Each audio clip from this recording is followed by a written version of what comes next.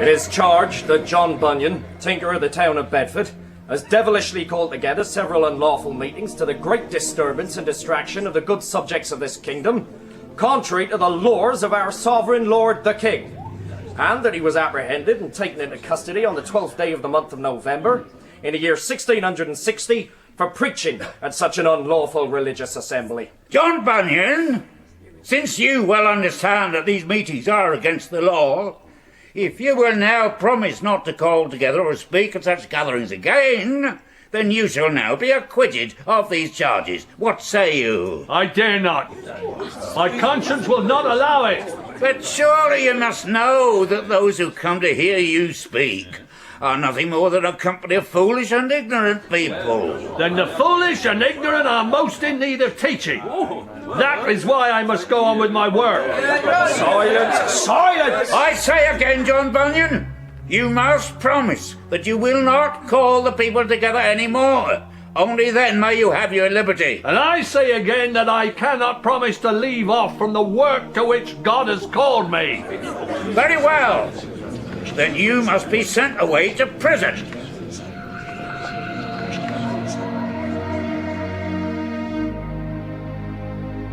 The Pilgrim's Progress, From This World to That Which Is to Come, by John Bunyan, dramatised for radio by Brian Sibley, starring Anton Rodgers and Neil Dudgeon.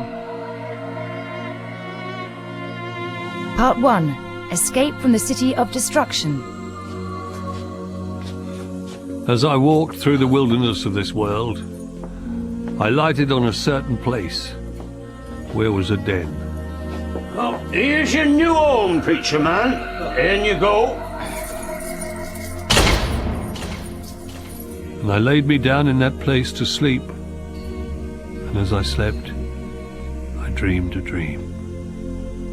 And in this dream, I beheld a man walking in the fields near his home, his head buried in a book, reading.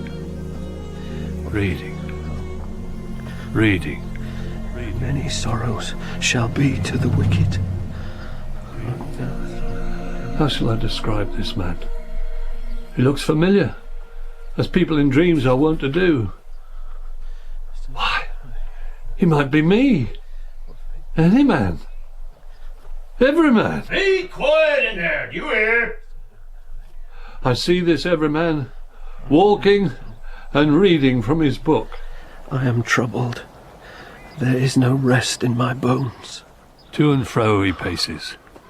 Upon his back, a great knapsack, bulging at the seams, strapped and buckled tight across his shoulders. Oh, the weight. The buckles will not undo. It's so heavy. The straps will not release. What is this terrible burden I am forced to carry? My sins are as an heavy burden. Who is this man? What is his name? Whatever shall I do? Let us call him... Graceless! Graceless! Oh. So, with a heavy heart, Graceless returns home. Home to his wife and children. Oh, there you are. What's been keeping you? Oh, my dear. Is something wrong, husband? Father's crying. Why is Father crying? Shh. Well? Don't cry, Father. I'm sorry, my dears. It's this great heavy burden on my back. It weighs me down so. But why must you carry it around all the time? I do not know how to be rid of it. Just take it off. We'll help you. I cannot. But that is only part of my pain and grief, for I have read in my book. Your book. Always reading and worrying. I wish you'd never come across that book. What's in the book? Tell us. Never you mind. Be off to bed now. Leave your father and I in peace. Do as your mother says now. Oh, go on. Good night, Father. Good night, my dears. So, what have you read in this book of yours now? This place where we are living. It is the city of destruction. That's where you've always lived. It's where you were born. I know, but we dare not stay here. We dare not. We are doomed. What nonsense is this? I tell you, this city will be burned by fire Oh, graceless. Fire! Fire from heaven, and you and I and our own sweet children shall end our lives in ruin, except some way of escape can be found. Are you sick, my husband? With worry, yes. Some fever or other must have put this terrible frenzy in your brain. No, listen. No, you listen. Go to bed. A night of rest and sleep will settle your brain and clear away these fears. Oh, please believe me, if we remain in this city, we are doomed. If I could only discover where we might go to be safe, you and I and the children... They're not going anywhere, nor am I. Nor are you if you had any sense. And if you are thinking of going off somewhere, then you'll be going on your own. How can I make you understand? All I understand is that your mind is so full of sickly fantasies that you forget your duties as husband and father. And I'm not listened to any more. In the days that follow, Graceless wanders the fields alone, reading in his book, crying out in despair. Where shall I go? Where? He looks this way and that way, as if he would run, and yet remains stock still where he stands. What shall I do to be saved? Whatever shall I do? Why do you cry out, my friend? Because of what I read in this book. That I am condemned to die, and after that, to come to judgment. You are afraid to die? I am. Because of this great burden upon my back. I fear that if I die, it will drag me down, lower than the grave, into the very depths of hell. Then why stand here, waiting for that to happen? Because I do not know where to go. I will tell you. Who are you, sir? I am Evangelist, and the answer you seek is in this letter. Open it. Break the seal. Read what it says. Fly from the wrath to come. But where? Where shall I fly? To the celestial city, the city of gold.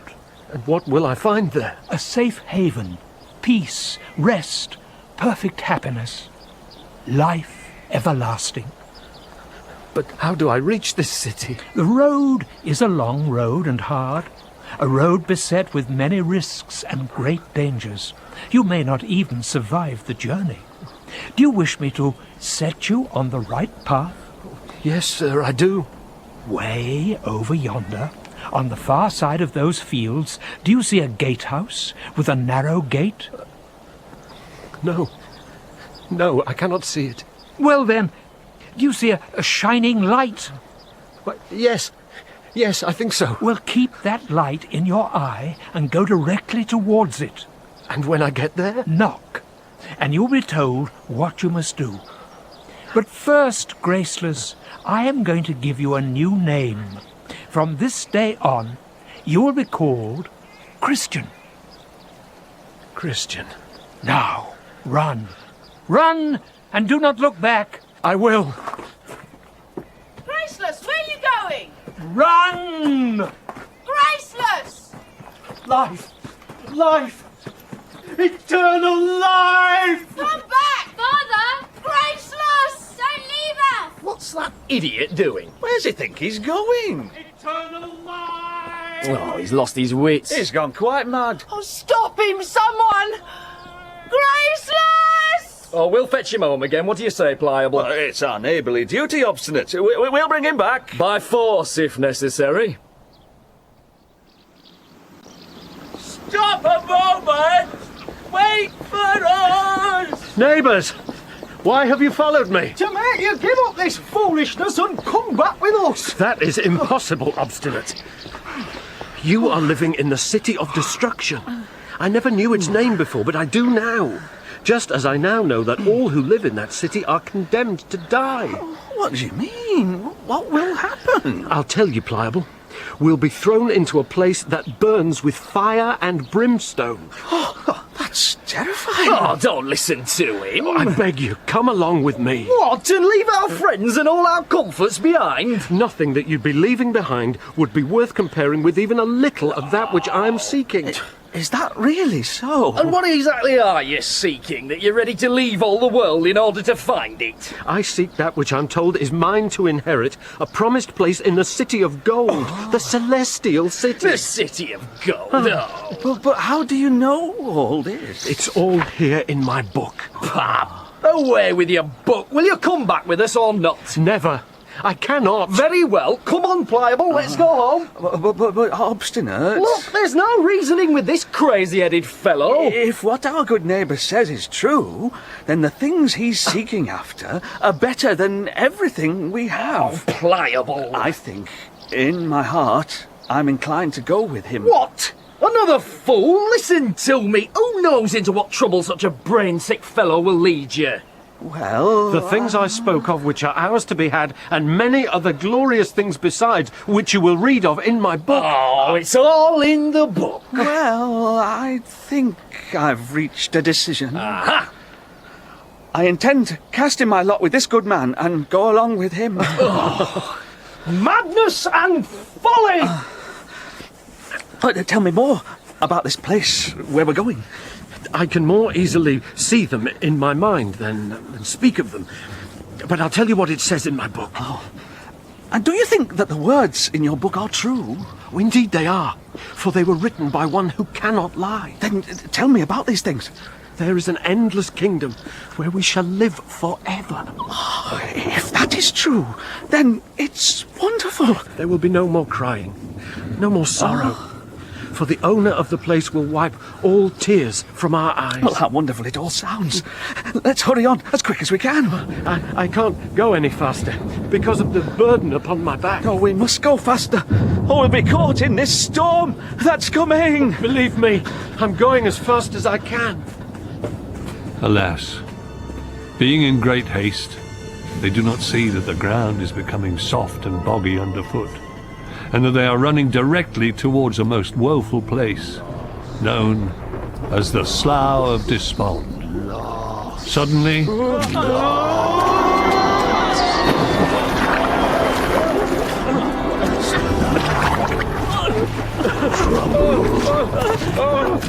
Help me, neighbour! Help! I cannot reach you! Where are we?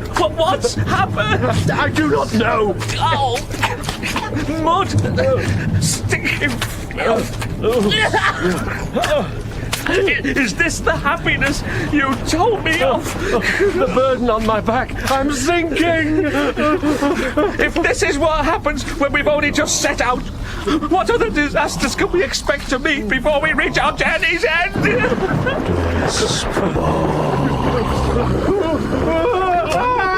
It's sucking me under!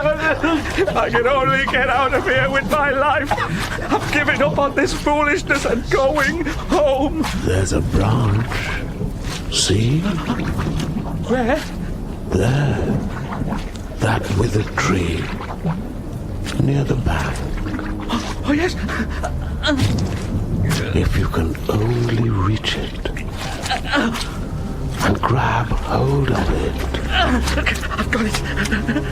Now you can haul yourself out. Back onto the bank closest to your home. Nearest to the City of Destruction. Oh, there. Out! Pliable! Lend me a hand now! Help me out! What? I risk falling in again! Oh, no! Help! Please! Pliable! You can have your celestial city all to yourself! And good riddance! Pliable! Please! Lost. Lost. Lost. Lost. Lost. Oh, help! Help! Help! Sir, called me. Help! Yes, Well, that is me. My name is Help. What are you doing in this foul place? I was told to go this way to reach that gatehouse over there. On the way, I fell in here. Give me your hand. There.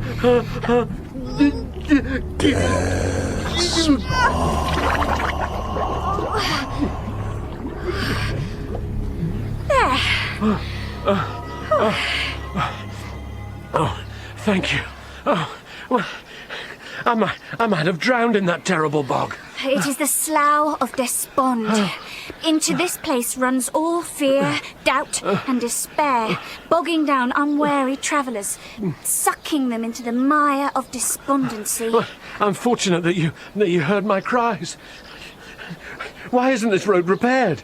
So that travellers might travel safely. It's certainly not the King's wish that it should remain in this state. Oh. His workers have attempted to mend this patch of ground for more than 1,600 years. A long time. Yes.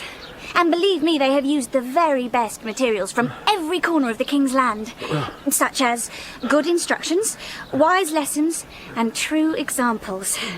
But nothing can repair the Slough of Despond. Tell me, why didn't you look for the stepping stones? Stepping stones? Yes. They were placed there on the King's instructions, and they are good and substantial, firm promises and true pledges that can be trusted and relied upon. And they run through the very middle of the mire. And yet I did not see them. Whenever there's a change in the weather and the slough fills up with its filth, the stepping stones can hardly be seen. And even travellers who do see them may still lose their footing and fall into the swamp. But you're on dry land again, and you can now go on with your journey. Hey, wake up. Huh? Wake up. Huh? What's the matter with you, preacher man? You've not eaten your victuals. I'm not hungry. As you wish. Your wife sends food into you every day, probably going without herself to do so, and you can't be bothered to eat it. Well, there are others in this place who are less choosy. They'll be grateful for another crust. We should all be grateful to the Lord for our daily bread, my friend. But I have no appetite for food. It's no good wallowing in self-pity and despondency. Still, of course, you've only been here, how long now, 2 months? 63 days. Yes. Well, you'll give up counting soon enough. Sooner if you don't eat, eh? Sticks in my craw to eat when I know that those whom I love, as in truth you have said, are themselves going short. Well, the answer's simple enough, innit? All you got to do is sing the tune those judges want you to sing. And if you don't, then you're going to be here a long time, ain't you? Then I fear it will be a long time indeed. Standing by your principles, are you? A fine and noble cause, eh? Yeah. How many children have you got? I was left with 4 when my wife died. Then I married Elizabeth, who's been like their very own mother to them all. And now she's with child too. And tell me, these principles of yours, they're worth more than your family, are they? Being parted from them in this place is like having the flesh pulled from my bones. And the eldest child, Mary, is blind. Then more shame on you. What kind of a man are you? Abandoning your children and a wife who's expecting, rather than compromise some precious old belief or other. Do you think I don't know or care about their suffering? Especially that of my poor blind child, who lies nearer my heart than all I have beside. Then face up to your responsibilities. Give up this pointless fight of yours. That's what the devil wants me to do. Put myself before doing God's will. Well, I hope God and the devil understand what you're doing, because I certainly don't. Now, all I see is a stubborn man, hell-bent on pulling down his house upon the heads of his family. I have no choice. I must do it. I must do it. Yes, well, I dare say you believe that, eh? I do believe it. Oh, it would be easier if I did not. Oh, my dear ones, it cannot wants me to be quick to leave you, but what can I do? What can I do other than trust you all to God?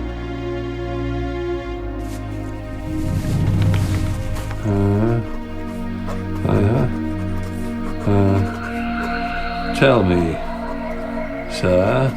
Have you a wife and children?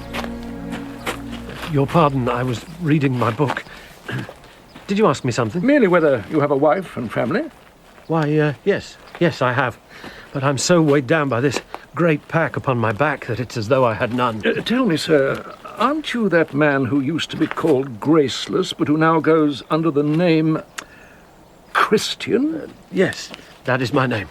Yes, I've heard all about you. Everyone's talking about your leaving your family and setting out on a journey to the City of Gold. Let me introduce myself. My name is Worldly Wise. I live in the town of Earthly Procedures. Perhaps you've heard of it? No, sir, I don't believe I have. Oh, well, no matter. Might I venture to offer you a little advice? For I think I may safely say that I am a man of the world with much experience. I'm certainly in need of good advice. Well then, I'd advise you, with all speed, to be rid of that ugly great burden that you're carrying. Until you're free of that, you will constantly be troubled in your mind and quite unable to enjoy the blessings of this life. Well, I've been told that if I want to be free of my burden, then I should follow this road to a gatehouse with a narrow gate. Who told you this? A man named Evangelist. Oh, shame on him. There is no more dangerous and troublesome way in the world. Oh? Indeed, yes. And I see that you have already met with some difficulty. Have you not? I had the misfortune to fall into the slough of despond. Well, believe me, that is but the beginning of the troubles you'll meet if you insist on following this road. Are you sure? Most assuredly.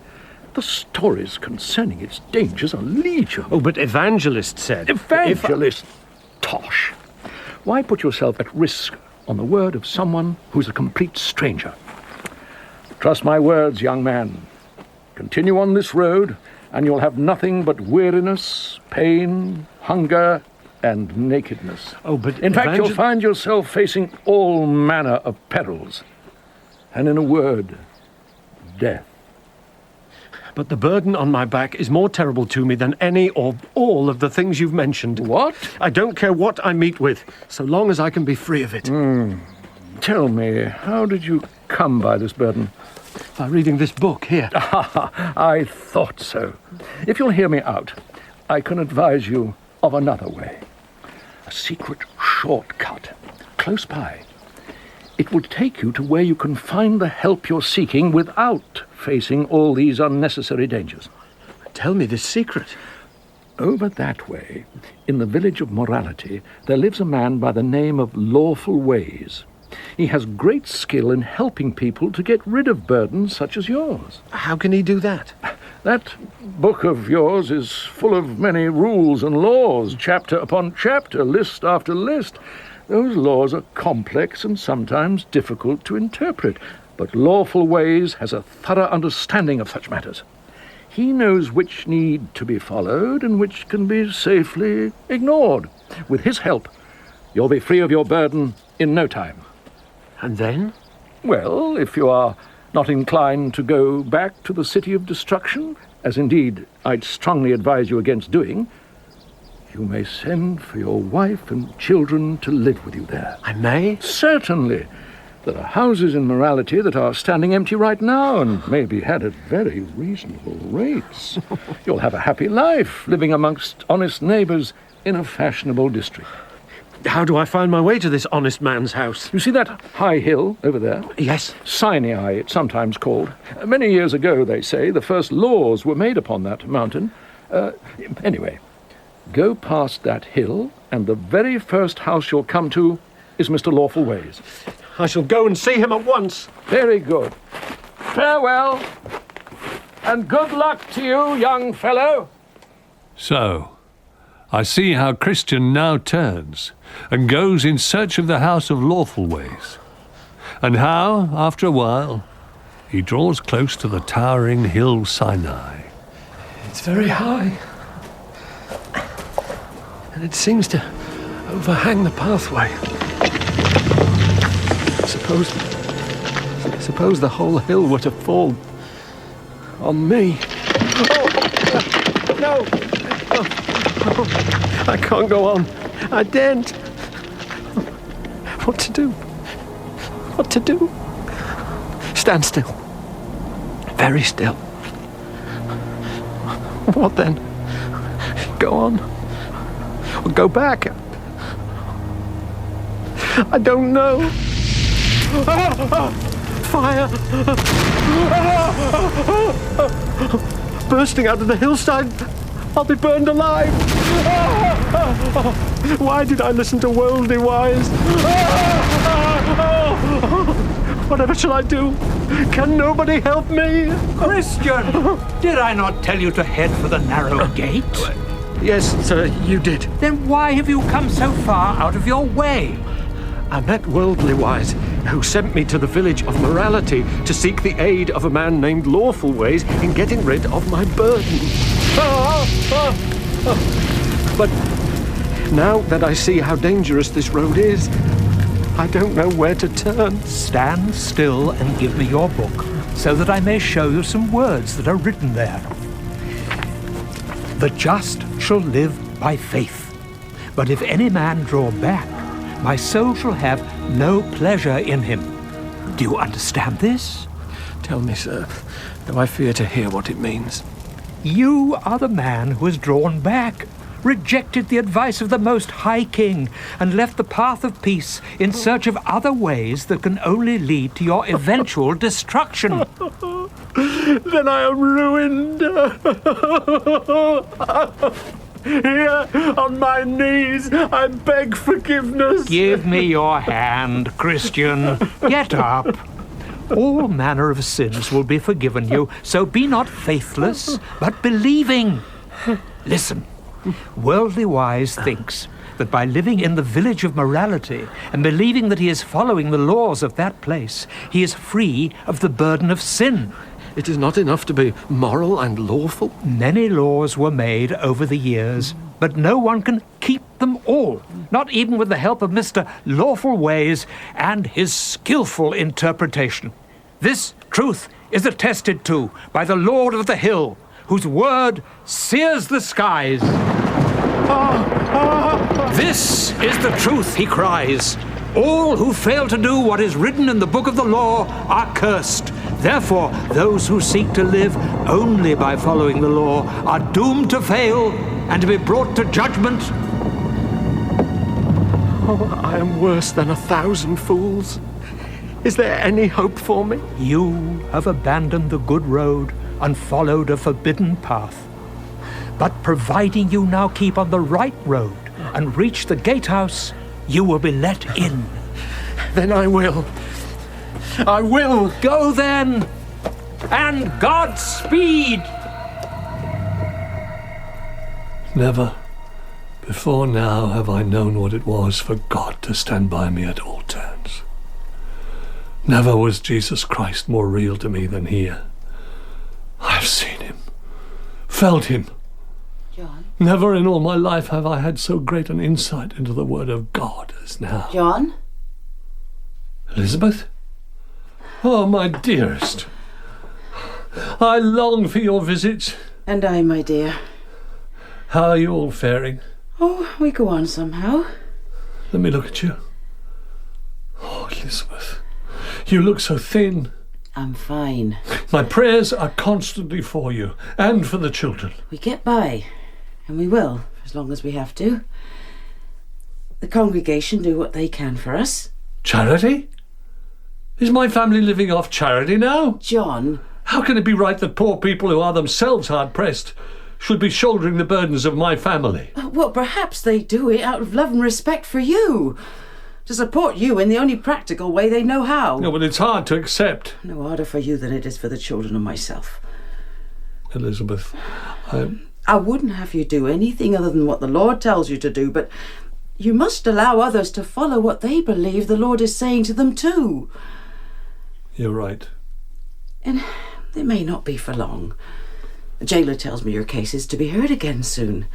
And pray God you'll receive justice and be given your freedom. Meantime, we must be hopeful for the best.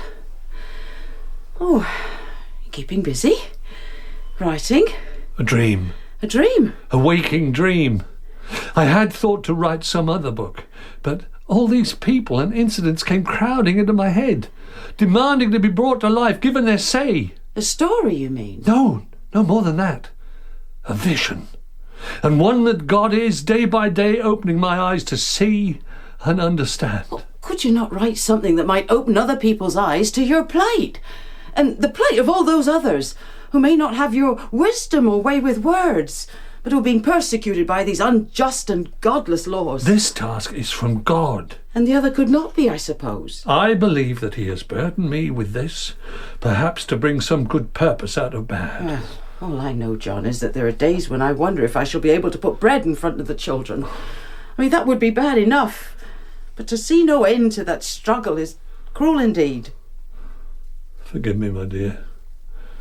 But you know the Lord's way. The full purpose of those things that happen to us now is always beyond our present understanding. Oh, mine, certainly. I must go. I'll see you tomorrow. Elizabeth! I must try to hold on to these thoughts and ideas that are given me. My pilgrim has set out on his journey. I have no choice but to match his pace upon the road. Haste. I must go on with all haste. Never stopping, never speaking to anyone on the way, running like someone crossing forbidden territory. And in time, Christian comes to the gatehouse with the narrow gate. An inscription is written above the door. Knock, and it shall be opened unto you. May I come in? Perhaps they won't open to someone so undeserving. I am Goodwill, the gatekeeper here. Who are you? Christian, a poor burdened sinner from the city of destruction, seeking a way to the celestial city. If you are willing to let me in. With all my heart. Thank you. The gate! The gate! Spring your arrows! Inside, quick! The gate! What's wrong? Inside!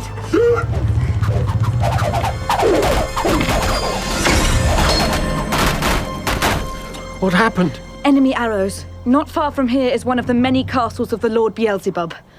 His soldiers are ordered to shoot arrows at pilgrims trying to reach this gate, hoping to kill them before they can even enter.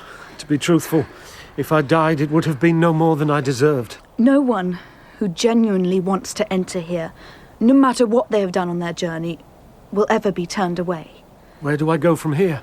Follow the path up from the gatehouse. And in a little way, you will come to the interpreter's house, where you will be shown things that will help you on your way.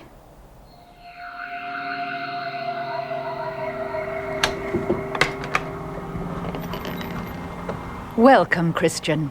Welcome. You are interpreter? I am.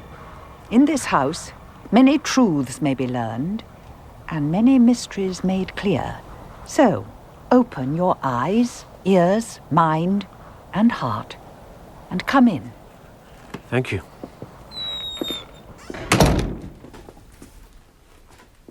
We will begin here with this painting, the first of my treasures.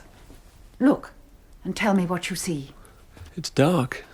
Too dark to see clearly. Look again.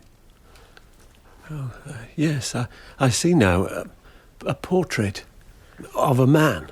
Not any man. He has a book in his hands, and his eyes are raised to heaven. A crown of gold hangs above his head, and it is as if he were pleading with me, with all mankind.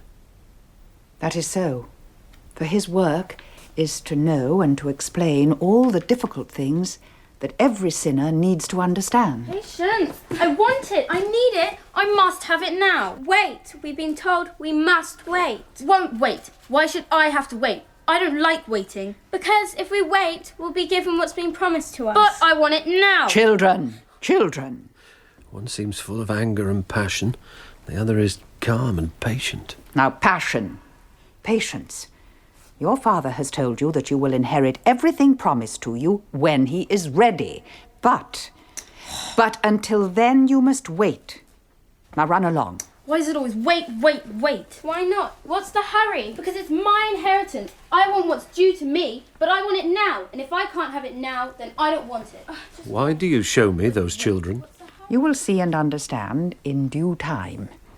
Till then, you too must wait. Meanwhile, come. Parlour. Go on in. Look around. Isn't this the most exquisitely beautiful room you have ever seen? The carved wood, the marble floor, the stained glass, the delicate painted ceiling. But the whole room's covered in dust.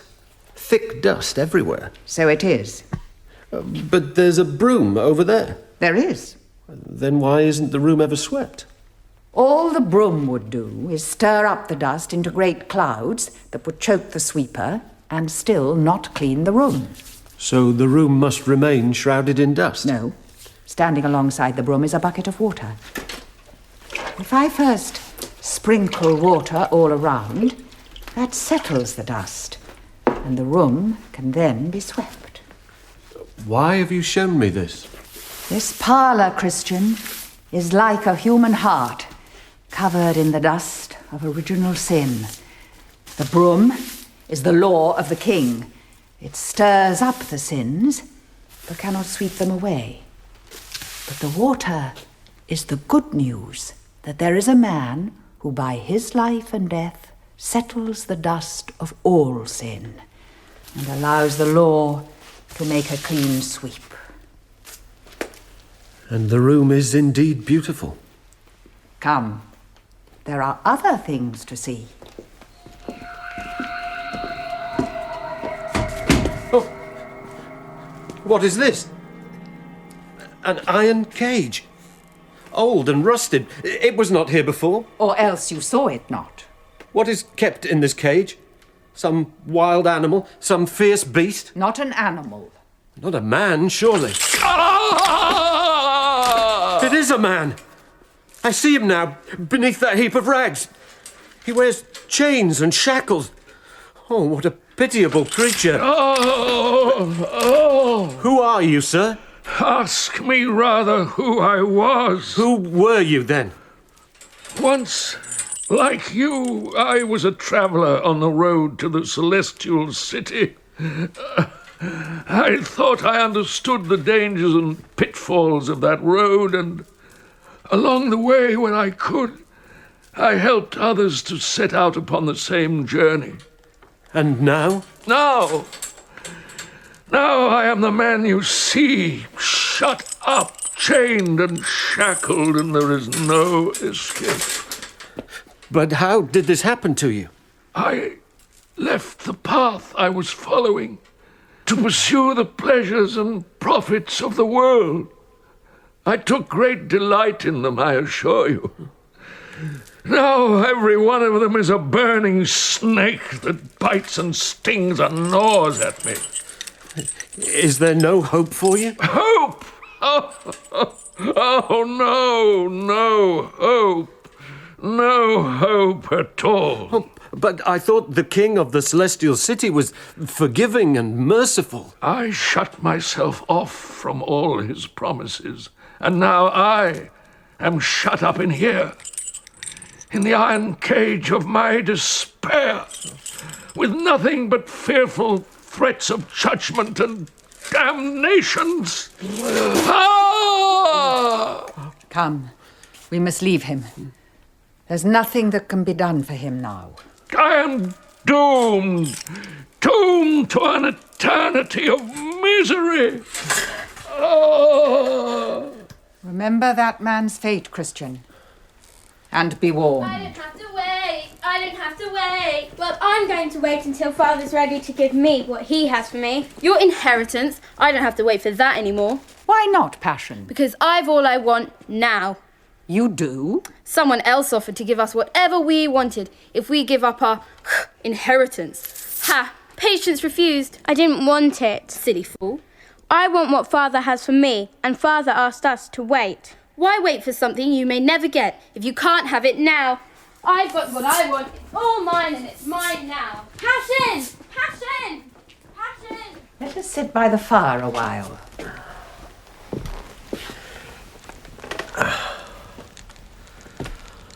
It reminds me of the days of my childhood. Sitting by the fire, seeing pictures come and go in the flames. What do you see in my fire? What I always thought I saw when I was little. Castles. Oh, but it is there. A castle in the fire.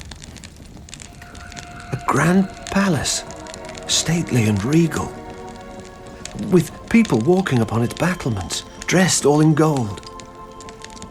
And below, standing around the gate, a crowd of men with armour and weapons. The palace guards? No, they have no place within, so they stand outside in the hope of stopping others from entering.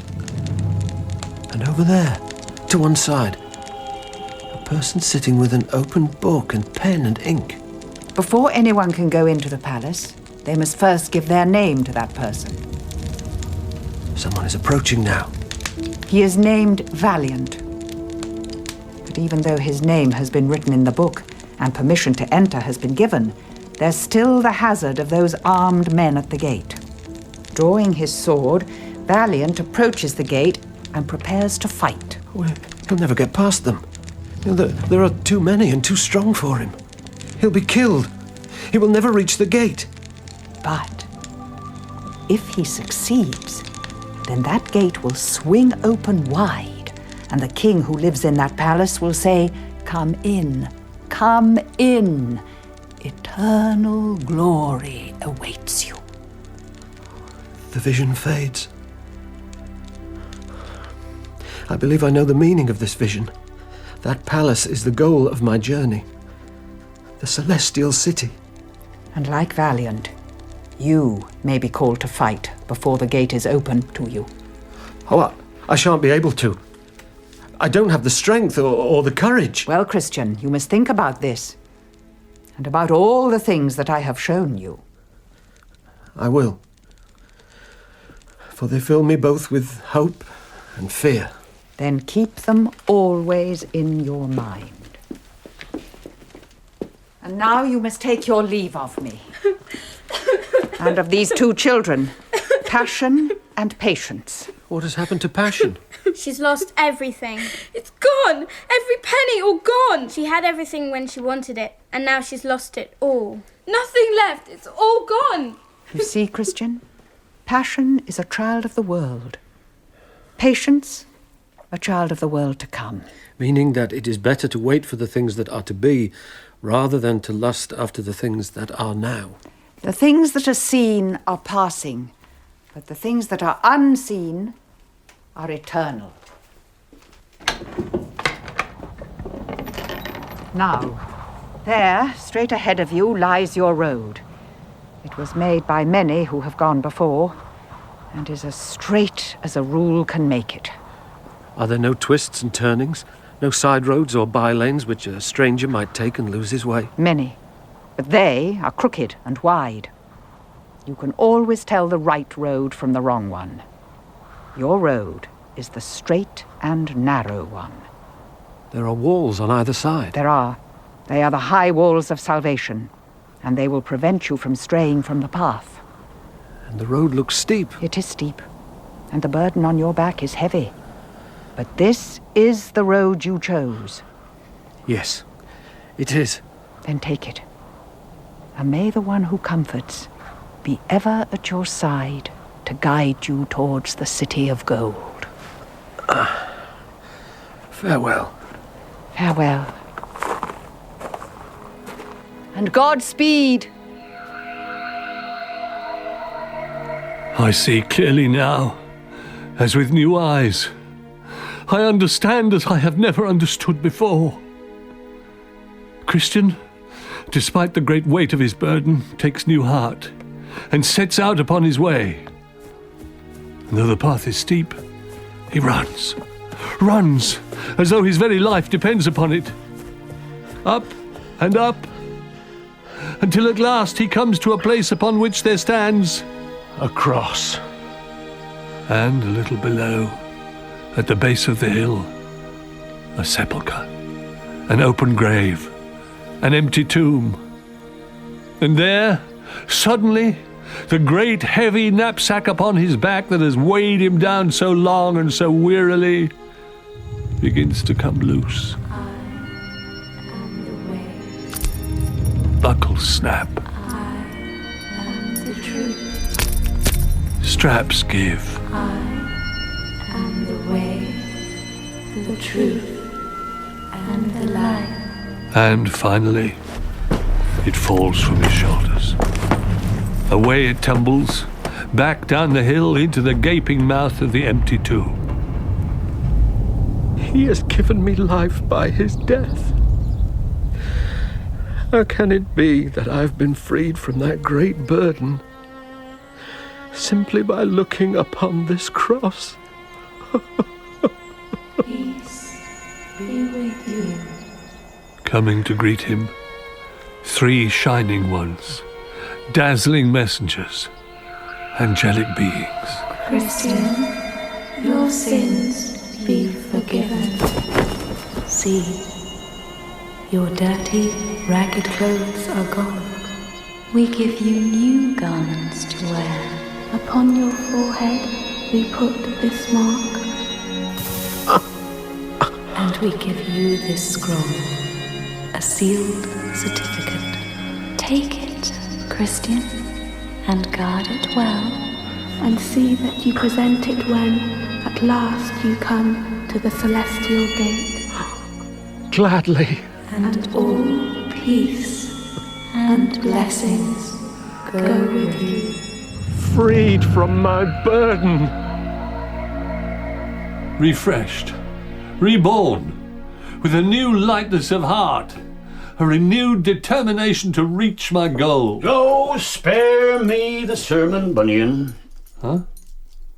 I was caught up in my thoughts. Such heavenly thoughts they were. Well, I've a thought to bring you back down to earth. You're to have a visitor later today. Elizabeth? Justice Foster.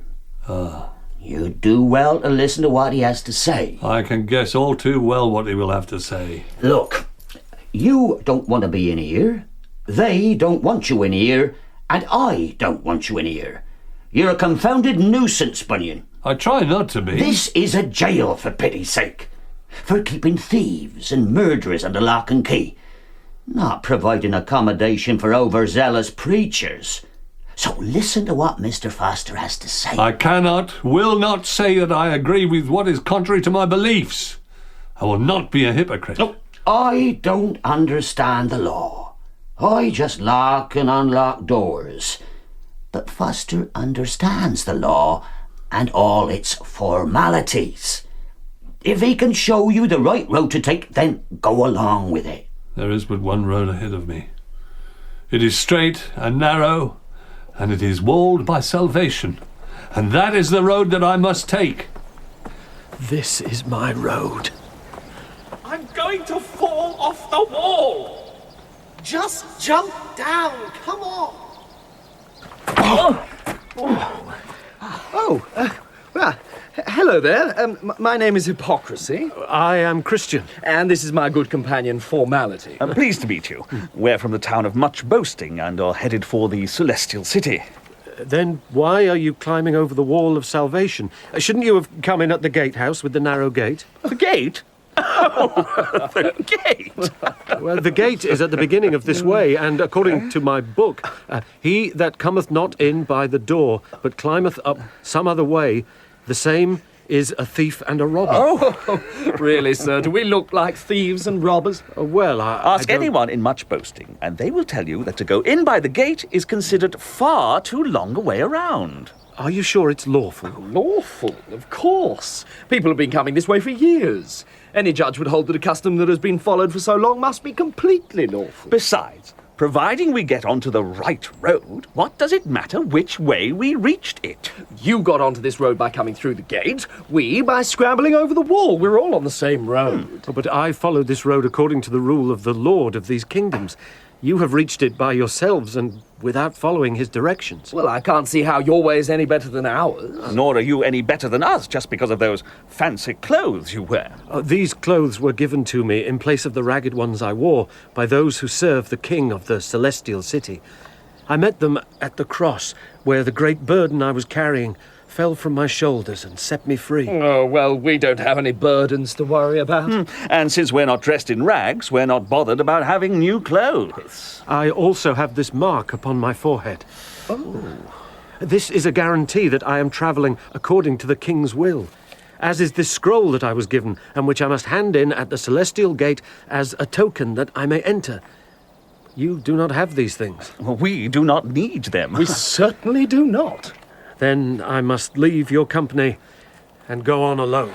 Oh, very well. You do that? So they all go on their way, until eventually they come to the foot of a high hill. It is named the Hill Difficulty, and although its sides are very steep, Christian begins at once to climb.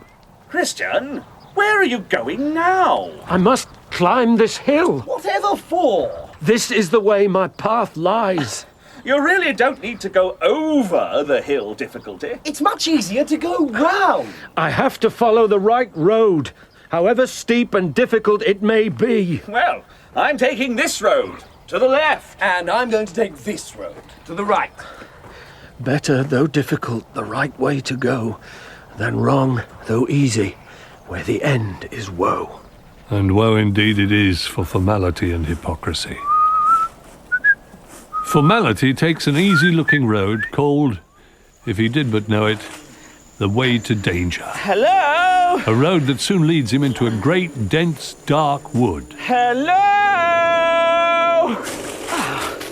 Where am I? Can't see where I'm going.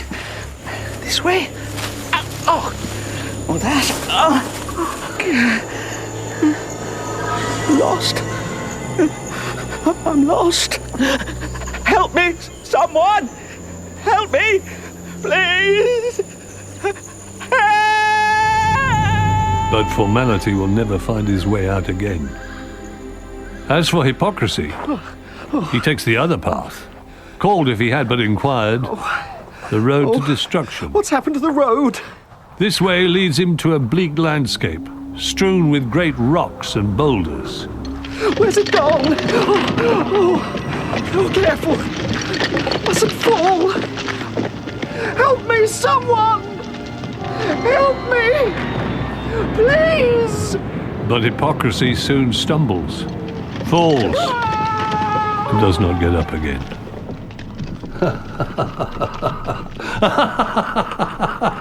You are amused, neighbour Bunyan? Mr. Foster? Mr. Justice Foster, yes. I will come directly to the purpose of my visit. Your case is to come before the assizes. You know that? Well, it is, and it can easily be avoided. Do you not see that it is folly for you to remain in prison when you might go free today? How would that be possible, Mr. Foster? Simply promise not to call the people together for any more of these illegal religious meetings at which you insist on speaking. But have I called them together? Are you saying that you haven't? Well, if a man sits in the marketplace reading aloud, as he's free to do, and other people who have not come to hear him read nevertheless stop and listen, can it honestly be said that he has called them together? Oh, honestly, Bunyan, if you're going to waste my time... What do you want me to say? If you wish, I can promise not to force anyone to hear me. Yes? However, if I go where there are people already met together and anyone asks me a question on a matter of faith, then surely I may use whatever wisdom I have for the salvation of their souls. But that is not your work. Not only are these meetings illegal, you have no authority to preach. You're a tinker, not an ordained minister of religion. Follow your own calling and leave off preaching. Why shouldn't I do both? I believe it my duty to do as much good as I can, not only in my trade, but also in communicating what knowledge I have of the Word of God. Even if, in doing so, you make other people neglect their calling? How? Well, do I really need to lecture one so versed in Holy Scripture? Because by bringing people together on the Sabbath, you keep them away from church, and that is against God's law. The Bible says that God commandeth people to work 6 days and serve him on the seventh. Mr. Foster, it's the duty of everyone to take care of their souls every day, not merely on the seventh. You are determined to be the cause of your own ruination, Bunyan. Jailer! Jailer! You would do well to consider what I have said to you. Jailer! If you do not change your attitude, you might find, when your case comes before the court, that the justices take a different view of your crimes, and that, rather than merely commit you to imprisonment, consider a more appropriate sentence, such as banishment or hanging.